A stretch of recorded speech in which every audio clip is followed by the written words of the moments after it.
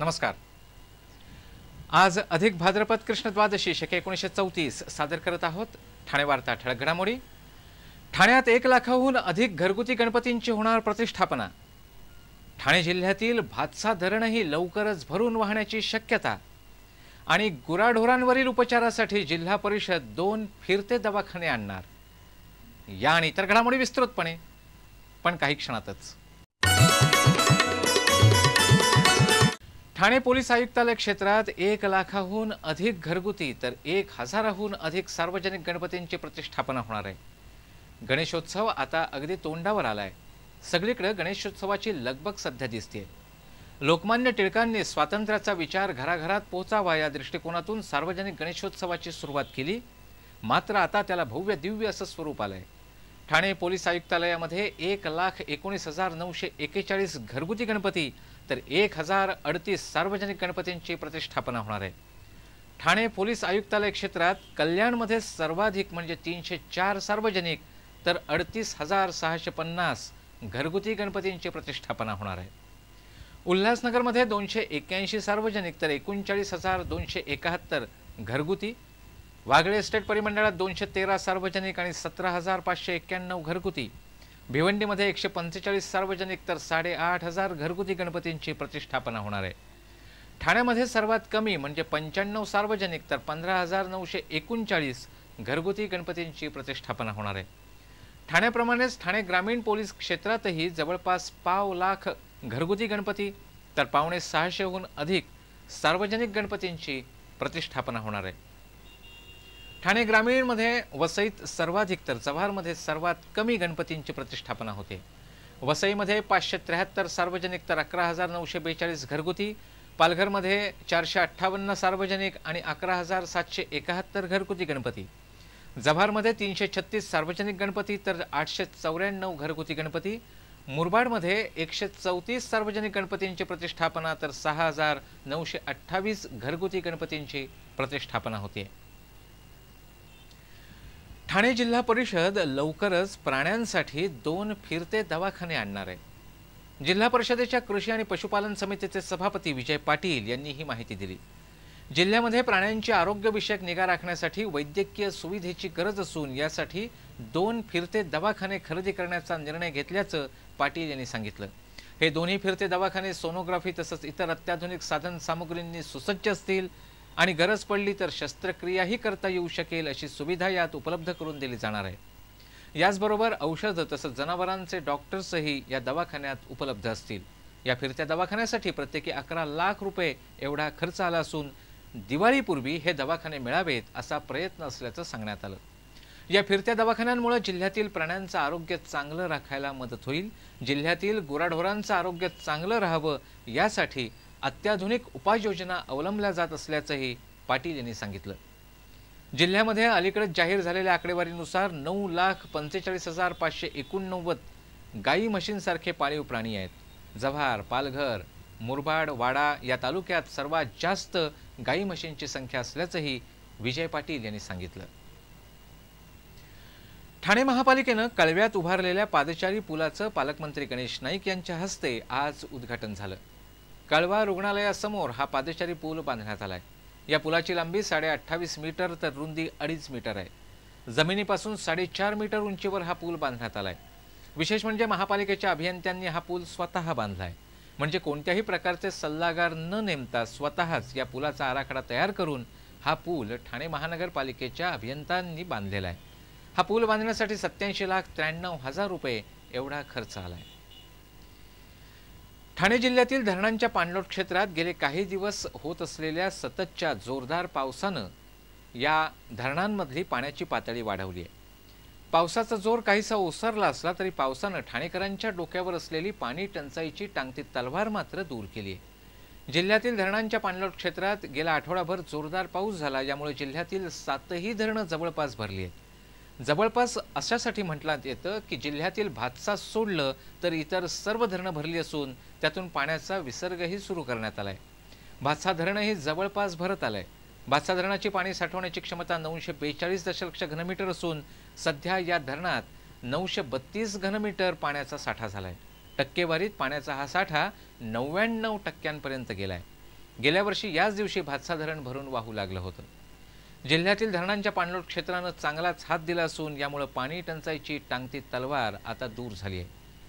परिणामतः पुढील वर्षभर तरी ठाणेकरांना पाणी टंचाईला तोंड द्यावं लागणार नाही असं स्पष्ट आहे. शिवसेनेच्या ठाणे जिल्हा शाखेतर्फे आयोजित करण्यात आलेल्या श्री गणेश दर्शन स्पर्धेतील पारितोषिक विजेत्यांना एका शानदार समारंभात पारितोषिकं प्रदान करण्यात आली. शिवसेनेचे राज्यसभेचे खासदार अनिल देसाई यांच्या हस्ते ही पारितोषिकं देण्यात आली.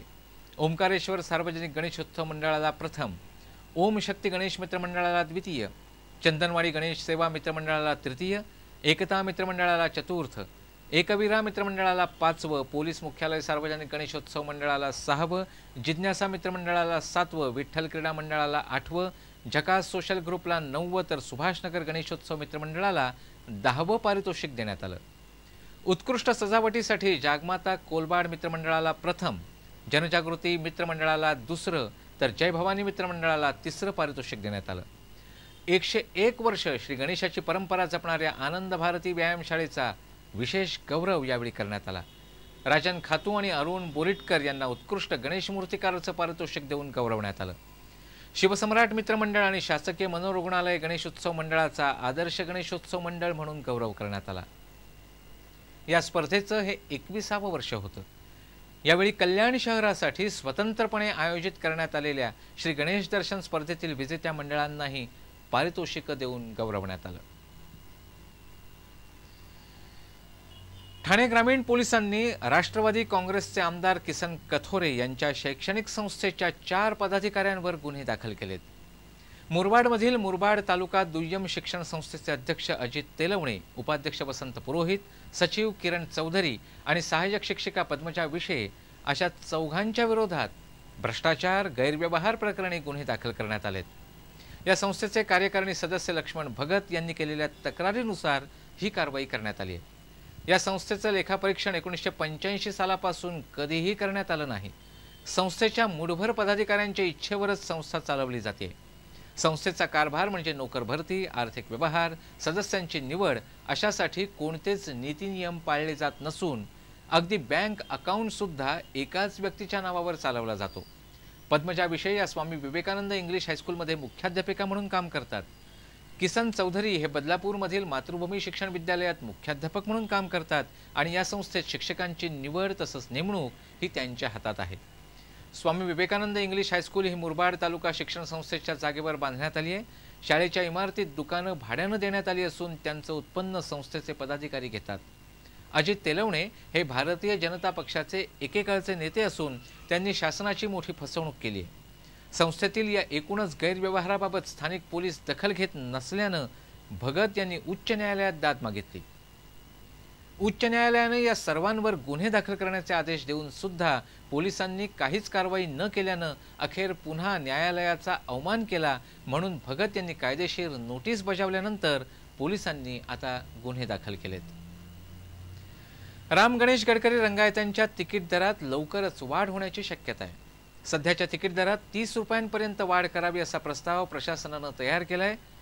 गडकरी रंगायतांचे सध्याचे तिकीट दर 50 रुपये, 80 रुपये, 100 रुपये आणि 120 रुपये असे आहेत. हे दर 80 रुपये, 100 रुपये, 125 रुपये आणि 150 रुपये करण्याचा प्रस्ताव आहे. तालमीसाठी दिल्या जाणाऱ्या सभागृहाचं भाडं चौपट करण्याचाही प्रस्ताव आहे. सध्या प्रति तास 50 रुपये एवढं भाडं आकारलं जातं. प्रति तास 200 रुपये एवढं भाडं आकारलं जावं असा प्रस्ताव तयार करण्यात आलाय. महासभेनं जर या प्रस्तावाला मंजुरी दिली तर ही दरवाढ अंमलात येऊ शकेल. मफतलाल कंपनीतील कामगारांची देणी देण्यासाठी 109 एकर मोकळ्या जागेची विक्री करण्यासाठी मुंबई उच्च न्यायालयात शासनातर्फे सर्वतोपरी प्रयत्न करण्याचं आश्वासन मुख्यमंत्री पृथ्वीराज चव्हाण यांनी दिलंय. आज एका पत्रकार परिषदेत ही माहिती देण्यात आली. बंबई मजदूर युनियननं मफतलाल कंपनीतील कामगारांची देणी मिळावीत यासाठी मुख्यमंत्र्यांची 2दा भेट घेतली. पहिल्या भेटीत मुख्यमंत्री तसंच सर्व संबंधितांना कंपनीतील कामगारांची थकीत देणी आणि इतर मागण्यांसंदर्भात निवेदन देण्यात आलं. तर दुसऱ्या दिवशी मुख्यमंत्र्यांनी बंबई मजदूर युनियनच्या पदाधिकाऱ्यांना पुन्हा बोलावून मफतलालचा प्रश्न सखोलपणे समजून घेतल्याचं यावेळी सांगण्यात आलं. मुख्यमंत्र्यांनी पुढाकार घेऊन शासनाचे अधिकारी, कामगार संघटना, बँका अशी सर्वांची एकत्रित बैठक घेऊन हा प्रश्न त्वरित सोडवावा अशी विनंतीही त्यांना करण्यात आली। त्यावेळी मुख्यमंत्र्यांनी लवकरात लवकर अशी बैठक बोलावण्याचं आश्वासन दिल्याचं यावेळी सांगण्यात आलं। औद्योगिक विवाद कायद्यानुसार न्यायालयाकडे 200 कोटींचे दावे सादर करण्यात आलेत, परंतु अधिकृत लिक्विडेटरनं फक्त 90 कोटी रुपये मंजूर केले असून या प्रकरणी न्यायालयात दाद मागण्याचा अधिकार राखून ठेवला असल्याचं यावेळी संजय वढावकर यांनी सांगितलं। काही मंडळी देण्यांसंदर्भात कामगारांची दिशाभूल करत असून अशा मंडळींपासून कामगारांनी सावध राहावं असं आवाहनही यावेळी करण्यात आलं। दर्शक हो, दरवर्षीप्रमाणे यंदाही ठाणे वार्तामधून घरगुती गणपतींच्या पुढची सजावट दाखवली जाणार आहे।